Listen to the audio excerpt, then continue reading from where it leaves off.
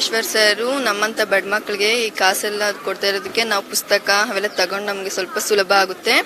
ನಮ್ಮಂತ ಬಡ ಮಕ್ಕಳಿಗೆ ಧನ ಸಹಾಯ ಮಾಡೋದ್ರಿಂದ ಎಲ್ಲ ಸ್ವಲ್ಪ ಎಲ್ಲ ಈಸಿ ಎಲ್ಲ ಅನ್ಸುತ್ತೆ. ಮತ್ತೆ ನಮ್ಮ 10th ಮಕ್ಕಳ ಮೇಲೆ ಇಷ್ಟು ತಗೊಂಡು ನಮ್ಗೆ ಹಿಂಗೆಲ್ಲ ವಿದ್ಯಾಭ್ಯಾಸ ಇದ್ಮೇಲೆ ಮಾಡ್ತಾ ಇರೋದೆಲ್ಲ ತುಂಬಾ ಸಹಾಯ ಆಗ್ತೈತೆ.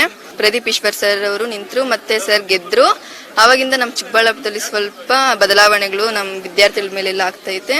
ಪ್ರದೀಪ್ ಈಶ್ವರ್ ಸರ್ ಅವರು ನಮ್ಮ SLC ಮಕ್ಕಳಿಗೆ ಧನ ಸಹಾಯ ಮಾಡ್ತಾ ಇರೋದು ತುಂಬ ನಮ್ಗೆ ಖುಷಿ ಆಗ್ತಾ ಇದೆ. ನಮ್ಗೆ ಬೇಕಾಗಿರೋ ಪುಸ್ತಕಗಳು ಶೈಕ್ಷಣಿಕ ಚಟುವಟಿಕೆಗಳಿಗೆ ಬಳಸ್ಕೋಬಹುದು. ಈ ಥರ ಎಲ್ಲರಿಗೂ ಪ್ರೋತ್ಸಾಹ ಮಾಡಿದ್ರೆ ಆ ಮಕ್ಕಳು ಸಹ ತುಂಬ ಚೆನ್ನಾಗಿ ಓದಿ ಒಳ್ಳೆಯವರಾಗ್ತಾರೆ ಅನ್ನೋ ಒಂದು ಸರ್ ಅವರ ನಂಬಿಕೆ.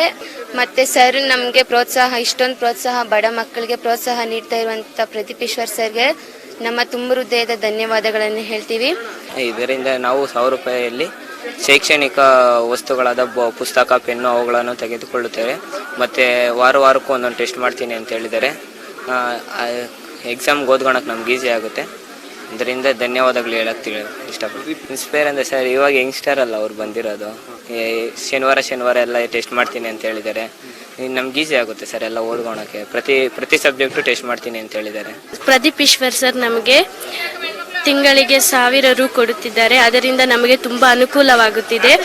ಪಠ್ಯ ಪುಸ್ತಕಗಳನ್ನು ಕೊಳ್ಳಲು, ಪೆನ್ನು ಅವೆಲ್ಲ ಕೊಳ್ಳಲು ತುಂಬಾ ಅನುಕೂಲವಾಗುತ್ತಿದೆ. ಅವರು ಚಿಕ್ಕ ವಯಸ್ಸಿಂದ ಕಷ್ಟ ಬಿದ್ದು ಮೇಲೆ ಬಂದಿದ್ದಾರೆ ಸರ್. ನಾವು ಅವ್ರ ತರ ಆಗ್ಬೇಕು ಅನಿಸುತ್ತೆ. ಪ್ರದೀಪ್ ಈಶ್ವರ್ ಸರ್ ಅವರು ಚಿಕ್ಕಬಳ್ಳಾಪುರದ ಎಲ್ಲ ಸರ್ಕಾರಿ ಶಾಲೆಯ 10ನೇ ತರಗತಿ ಮಕ್ಕಳನ್ನು ಗುರುತಿಸಿ ಇಷ್ಟೊಂದು ಕಾಳಜಿ ವಹಿಸುತ್ತಿರುವುದು ನಮಗೆ ಸಂತಸವಾಗಿದೆ. ಪ್ರದೀಪ್ ಈಶ್ವರ್ ಅವರು ಚಿಕ್ಕಬಳ್ಳಾಪುರದ ಶಾಸಕರಾಗಿ ಬಂದಿರುವುದು ನಮಗೆ ಸಂತಸ ತಂದಿದ್ದು. ಪ್ರದೀಪ್ ಈಶ್ವರ್ ಅವರಿಗೆ ತುಂಬ ಹೃದಯದ ಧನ್ಯವಾದಗಳು. ಪ್ರದೀಪ್ ಈಶ್ವರ್ ಅವರು ನಮಗೆ 1000 ರೂಪಾಯಿ ಕೊಟ್ಟು ಅನುಕೂಲ ಮಾಡಿದ್ದಾರೆ. ಅದರಿಂದ ಬೇಕಾಗಿರುವ ಪುಸ್ತಕಗಳು ತೆಗೆದುಕೊಳ್ಳಬಹುದು. ಅವ್ರ ಥರ ನಾವು ಆಗಬೇಕು, ಪ್ರಜೆಗಳ ಸೇವೆ ಮಾಡಬೇಕು ಅನಿಸುತ್ತೆ.